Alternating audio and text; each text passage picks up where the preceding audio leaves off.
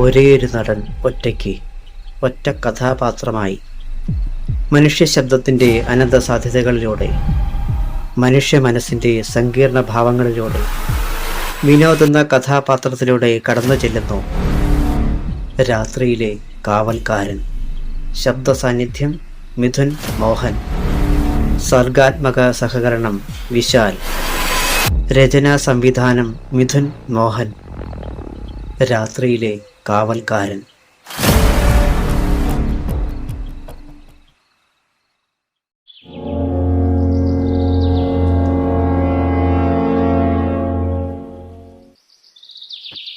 ഹോ, 5 ഏക്കർ!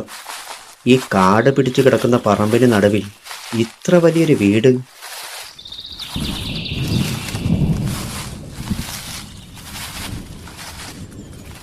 പഴയ തറവാടുകളുടെ ആ ഗമ ഇപ്പോഴുമുണ്ട്.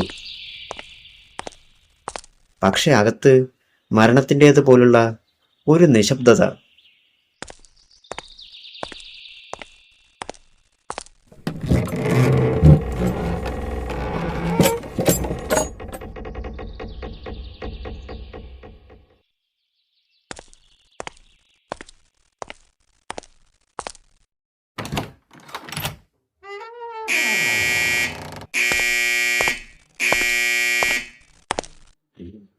ആഹാ, മുതലാളി ഉണർന്നോ?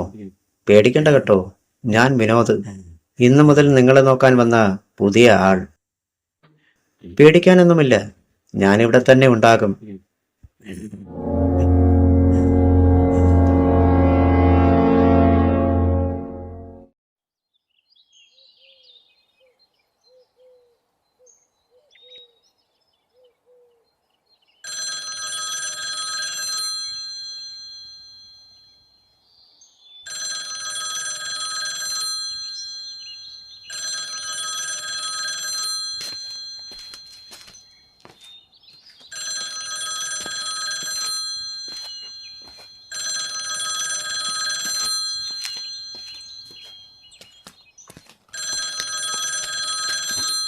നാശം പിടിക്കാനായിട്ട് ആരാ വിളിക്കുന്നത്?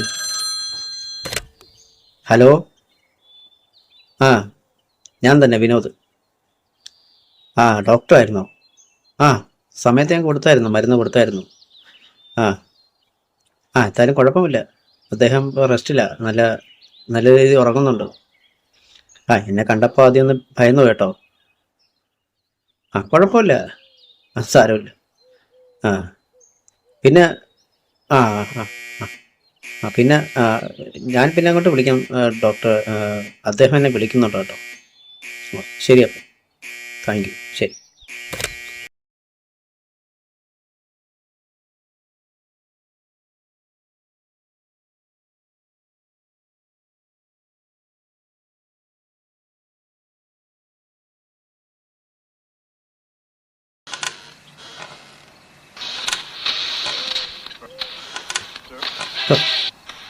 എന്ന് നോക്കിയാലും ഒരു സിനിമ തന്നെ. ചാനലിൽ മറ്റൊരു കാര്യമില്ല. പിന്നല്ല.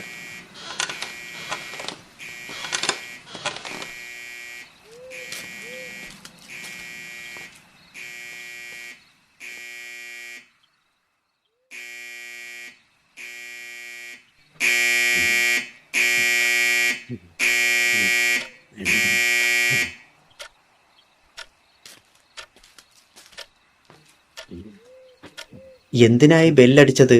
ഓ, വിശക്കുന്നുണ്ടോ? ആ കണ്ണ് കണ്ടാൽ അറിയാം. നേരം ഒരുപാടായില്ലേ, ഞാൻ കഞ്ഞി എടുക്കാം. ഇവിടെ ഈ വലിയ വീട്ടിൽ നിങ്ങൾ ഒറ്റയ്ക്കാണല്ലോ മുതലാളി. മക്കളും ബന്ധുക്കളുമൊക്കെ ഇവിടെ പോയി.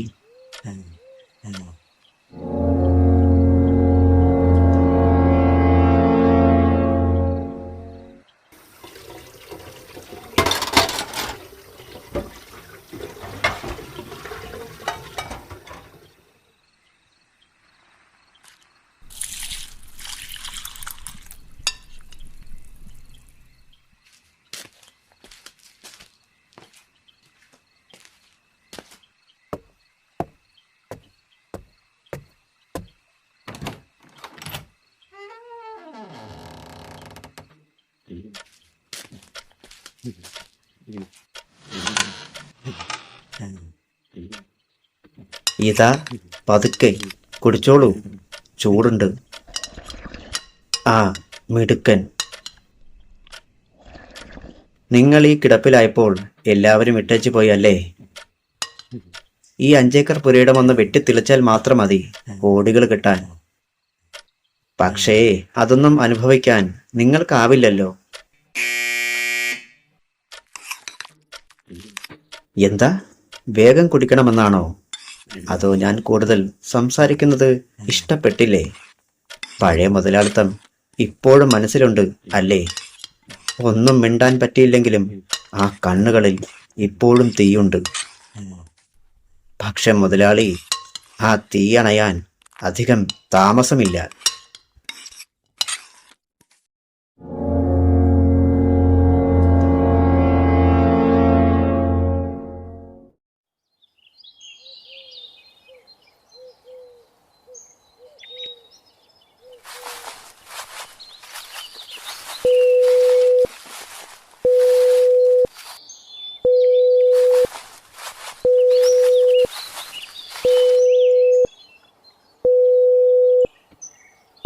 ഓ, മൊബൈൽ റേഞ്ച് ഇല്ല ഇവിടെ. ശ്ശെ, അങ്ങോട്ടൊന്ന് മാറി നിൽക്കാം.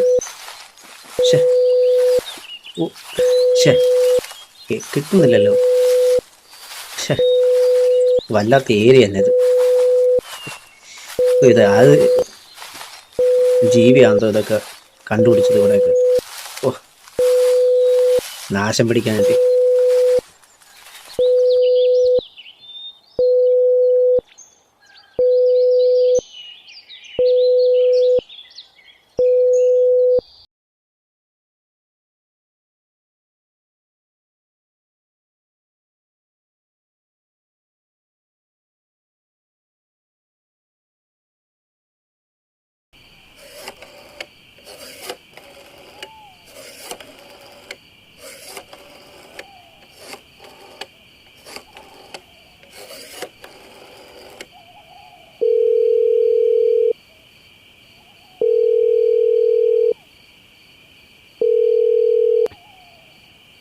ആ, അതെ. ഓ, ആ, അപ്പൊ ആ പെട്ടിയിലാണ് കാര്യങ്ങളല്ലേ? അതെ അതെ അതെ, അതിവിടെ എവിടെയോ ഉണ്ട്. എവിടെയല്ല ഞാൻ കണ്ടെത്തും, കണ്ടുപിടിച്ചിരിക്കും. അത്രേ ഉള്ളൂ. എല്ലാം നമ്മുടെ പ്ലാൻ ചെയ്ത പോലെ തന്നെയാണ്. ഇതുവരെ എൻ്റെ കാര്യങ്ങൾ കറക്റ്റായിട്ട് ഞാൻ ചെയ്തിട്ടുണ്ട്. ഹ, എന്നെ തിരക്ക് ആര് വരാന്? ആർക്കും അറിയില്ല ഞാൻ അവിടെ ഉണ്ടെന്ന്. എന്തായാലും അച്ഛനോട് അയാൾ ചെയ്തതിനുള്ള പക എൻ്റെ മനസ്സിലുണ്ട്. ഞാനും ചെയ്തിരിക്കും, ഞാൻ ചെയ്യും. അച്ഛൻ്റെ മോനാ പറയുന്നത്. ശരി അച്ഛ, ശരി.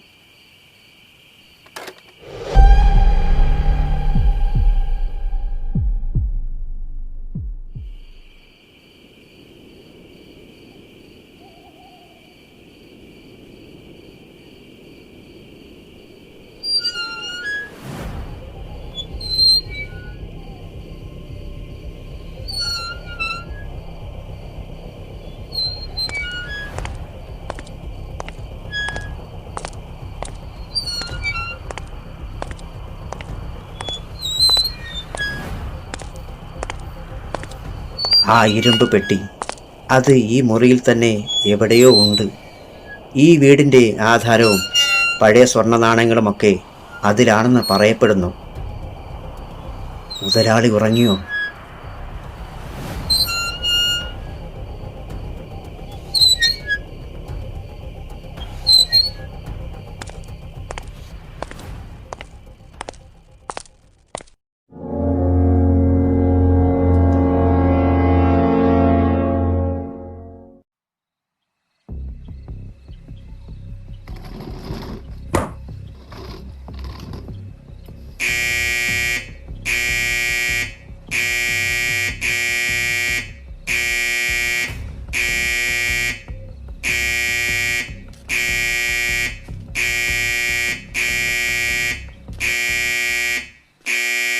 അയ്യോ, എന്താ മുതലാളി, എന്തു പറ്റി?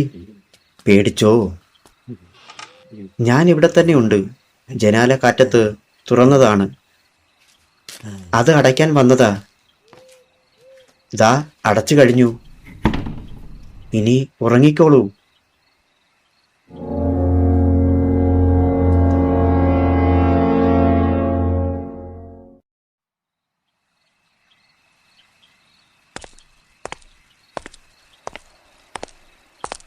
നിങ്ങളുടെ ഈ ബെല്ലിന് എന്നെ അധികകാലം തടയാനാവില്ല.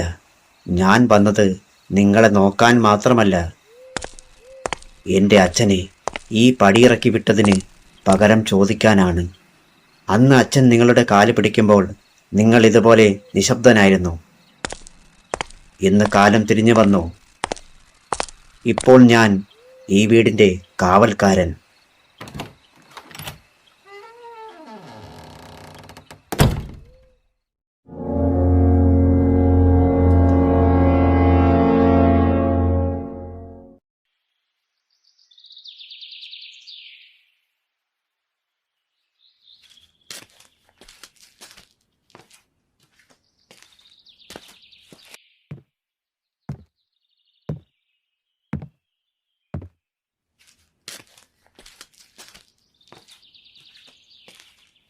സുപ്രഭാതം മുതലാളി. ഉറക്കം സുഖമായിരുന്നോ? ഇന്ന് നല്ല വെയിലുണ്ട്. നിങ്ങളെ ഞാൻ കുറച്ചുനേരം വരാന്തയിലേക്ക് മാറ്റാം. 5 ഏക്കറിലെ റബ്ബർ മരങ്ങളൊക്കെ വെട്ടാൻ സമയമായി. ഞാൻ ഒരാളെ കണ്ടിട്ടുണ്ട്.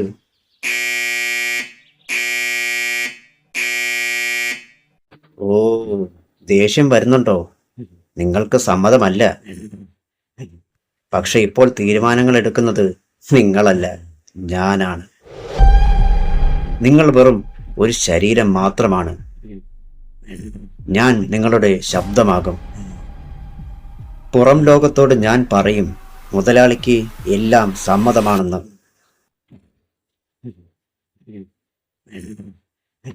വിഷമിക്കണ്ട, ഞാൻ നിങ്ങളെ ഉപദ്രവിക്കില്ല. അവസാന ശ്വാസം വരെ നോക്കും. പക്ഷേ ഈ സ്വത്തുക്കളും അധികാരവും അത് ഇനി എന്റേതാണ്. എനിക്കിവിടം ഇഷ്ടപ്പെട്ടു.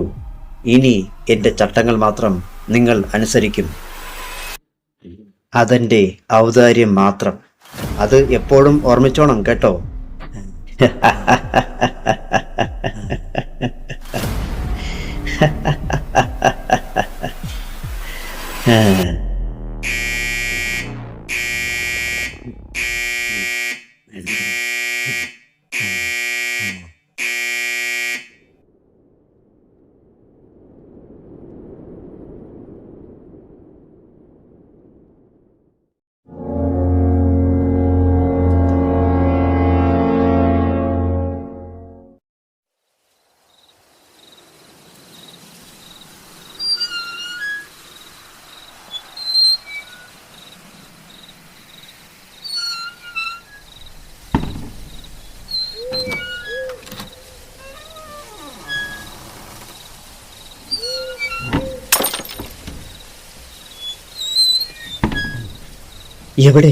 എവിടെയാണത്? ഈ 5 ഏക്കർ പുരയിടത്തിന്റെ ആധാരവും നിന്റെ ആ പഴയ സ്വർണശേഖരവുമുള്ള ആ ഇരുമ്പ് പെട്ടി.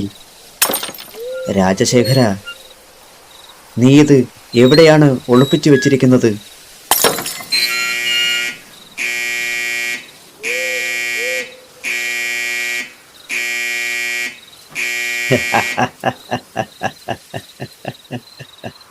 അടിക്ക്, ആ ബെല്ല് അടിച്ച് തകർക്ക്. ആരും കേൾക്കാനില്ല. ഈ 5 ഏക്കർ ദൂരത്ത് മറ്റൊരു മനുഷ്യനില്ല. നിന്റെ മക്കൾ പോലും നിന്നെ ഉപേക്ഷിച്ച് പോയത് ഈ സ്വഭാവം കൊണ്ടല്ലേ? നിന്റെ ഈ അഹങ്കാരം ഞാൻ ഇന്ന് തീർക്കും. കിട്ടി, ഇതാണല്ലേ അത്? ഇത്രയും കാലം നിന്റെ കട്ടിലിന് താഴെയായിരുന്നോ ഇത്? ഓ, ഇതിന് എന്ത് ഭാരമാണ്! പൂട്ടാണല്ലോ. ഇതിന്റെ താക്കോൽ എവിടെ?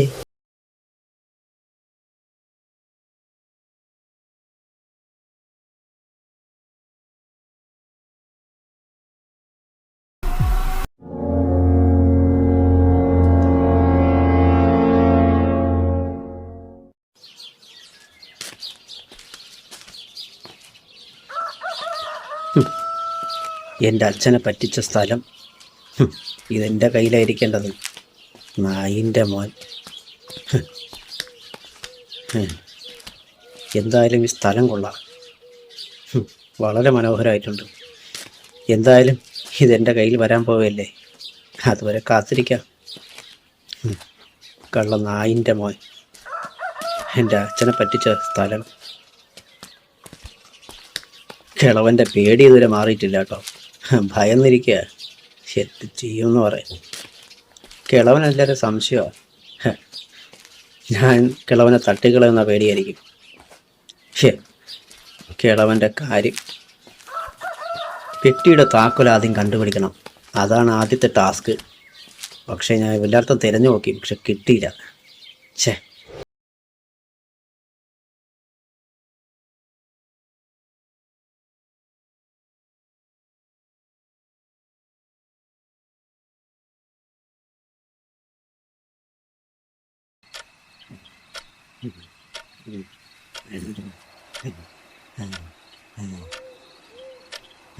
നോക്കു മുതലാളി, നിന്റെ ജീവനേക്കാൾ വലിയ നിധി എൻ്റെ കയ്യിലുണ്ട്.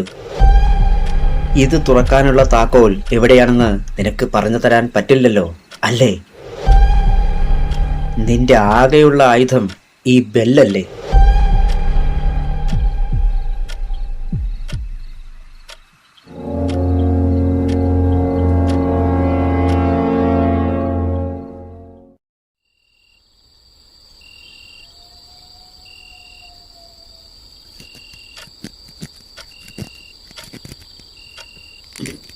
ദാ, നിന്റെ ശബ്ദം ഞാൻ അറുത്തു മാറ്റിയിരിക്കുന്നു. ഇനി നീ വെറുമൊരു മരക്കഷ്ണം. ഈ നിധിയുടെ താക്കോൽ ഉറപ്പായും നിന്റെ കഴുത്തിലെ ആ മാലയിലുണ്ടെന്ന് എനിക്ക് ബോധ്യമായി. നിന്റെ നോട്ടം നിന്നെ ചതിച്ചു.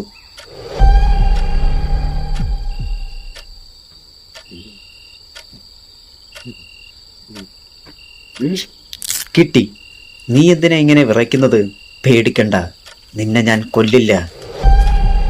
പക്ഷേ ഈ തറവാട് ഇനി എൻ്റേതാണ്. നീ ഇവിടെ ഈ ഇരുട്ടിൽ കിടന്ന് പട്ടിണി കിടന്ന് ചാകണം. എൻ്റെ അച്ഛൻ്റെ ആധാരം നീ എഴുതി വാങ്ങി തെരുവിലേക്ക് ഇറക്കി വിട്ടപ്പോൾ നിനക്ക് ദയ തോന്നിയിരുന്നോ? ഇല്ലല്ലോ.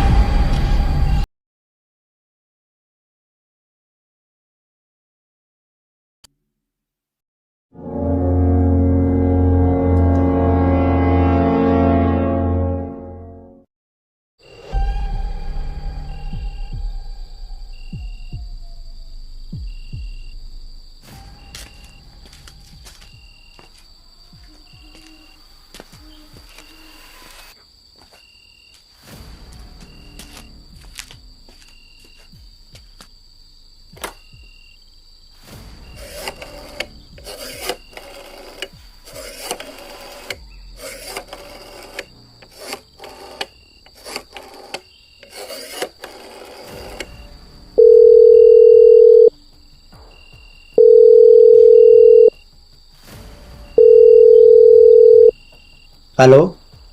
ആ, എല്ലാം പ്ലാൻ ചെയ്ത പോലെ തന്നെ. അതിന് യാതൊരു മാറ്റവുമില്ല. ആ ആ എല്ലാം അച്ഛൻ്റെ തീരുമാനം പോലെ.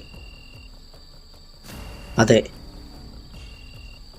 അങ്ങനെ ചെയ്തില്ലെങ്കിൽ അയാളെ കൊല്ലാനും മടിക്കത്തില്ല. അച്ഛൻ്റെ മോനല്ലേ. ഓ ഓ അതത്രയേ ഉള്ളൂ. അച്ഛൻ കരുതും പോലെ അത്ര വിഡ്ഢിയൊന്നുമല്ലല്ലോ ഞാൻ കരുതും പോലെ തന്നെ കാര്യങ്ങൾ നീക്കിയിരിക്കും. അച്ഛൻ ധൈര്യമായിട്ടിരിക്കും. ഞാനല്ലേ പറയുന്നത്. അപ്പം ഞാൻ വെക്കട്ടെ.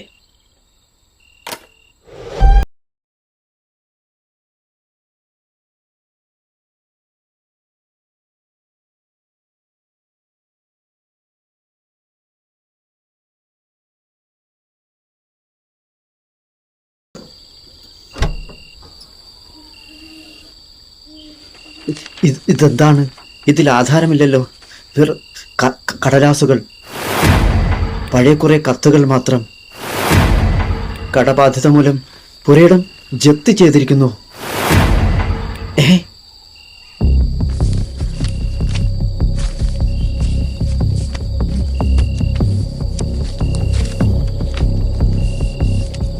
അപ്പോൾ ഈ 5 ഏക്കർ നിന്റേതല്ലേ? ബാങ്കിൻ്റെതാണോ? നീ നീ എന്നെ ചതിക്കുകയായിരുന്നോ? ഈ പഴയ വീടും പറമ്പും എല്ലാം ലേലത്തിലാണോ? അപ്പോൾ നിന്റെ കയ്യിൽ ഒന്നുമില്ലേ? നീ ചതിച്ചു, എന്നെ നീ ചതിച്ചു, കൊടും ചതി.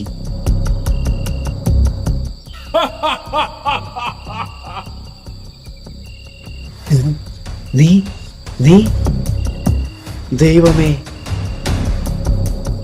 ഞാൻ എന്തൊക്കെയാണ് ഈ കാണുന്നത്?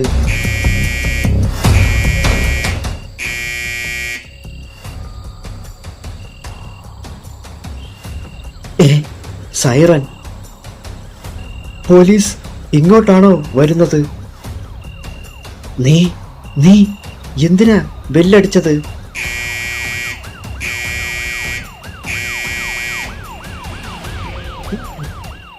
വേണ്ട, എന്നെ വെറുതെ വിടൂ. എനിക്ക് ഈ സ്വത്ത് വേണ്ട, ഒന്നും വേണ്ട. നോ.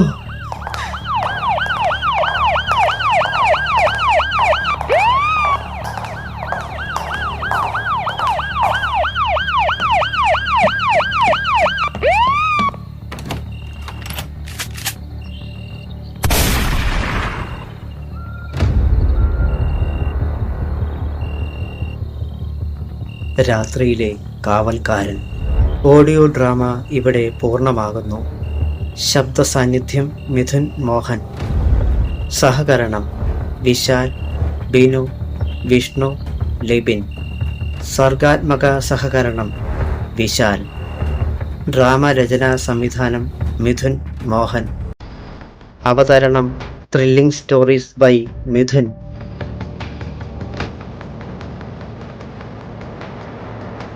നിശബ്ദതയുടെ കാവൽക്കാരൻ.